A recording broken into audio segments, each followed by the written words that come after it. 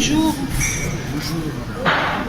Vous avez participé à la conférence, à la 7e édition de l'Alternative Mining là-bas, de la RDC.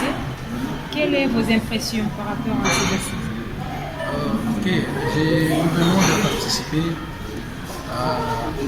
à la 7e édition de l'Alternative Mining là-bas,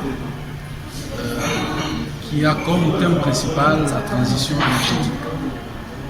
Comme vous le savez, la RDC produit les minéraux critiques qui contribuent à la transition énergétique et lesquels minéraux doivent bénéficier à la population congolaise, à la RDC à travers les trésors publics et aux communautés impactées par les projets miniers. Donc ces minerais qui contribuent à la transition énergétique doivent réellement profiter au trésor public et les dispositions doivent être prises pour que cette exploitation s'efface dans la protection de l'environnement parce que quand la demande est forte, elle implique une production, une augmentation de la production, mais aussi ça peut avoir des implications sur la qualité de l'environnement. Donc les dispositions doivent être prises pour que l'environnement soit protégé et que les revenus tirés de cette exploitation puissent réellement contribuer au développement.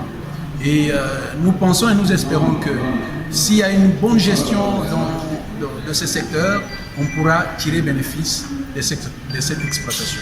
Je crois que l'organisation de cette édition sera d'une importance capitale parce qu'on ne peut pas aujourd'hui parler d'autres domaines sans parler de la transition énergétique parce que aujourd'hui nous avons les voitures que nous avons ici et après un certain moment il faudra les changer pour que ça soit des voitures électriques. Et vous savez que nous avons, la RDC a des minéraux qui contribuent à cette transition énergétique qui doivent être capitalisés. Donc c'est le moment pour la RDC de pouvoir tirer réellement bénéfice de cette exploitation, que ce soit du cobalt ou d'autres minéraux qui sont exploités pour la transition énergétique pour que réellement la RDC puisse gagner.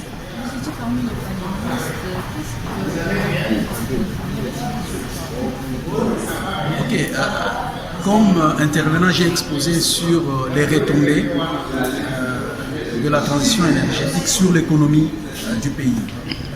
Je crois dans mon exposé, j'ai relevé le fait que cette exploitation a des conséquences positives comme négatives. Les conséquences positives, c'est qu'on aura des revenus qui vont augmenter, que ce soit du côté des entreprises minières ou du côté du trésor public ou des provinces ou des entités territoriales décentralisées. Et que ces revenus doivent réellement aider au développement du pays et des entités dans lesquelles l'exploitation s'est faite. Et au-delà de cette exploitation, c'est que nous avons aussi des craintes, nous avons des risques.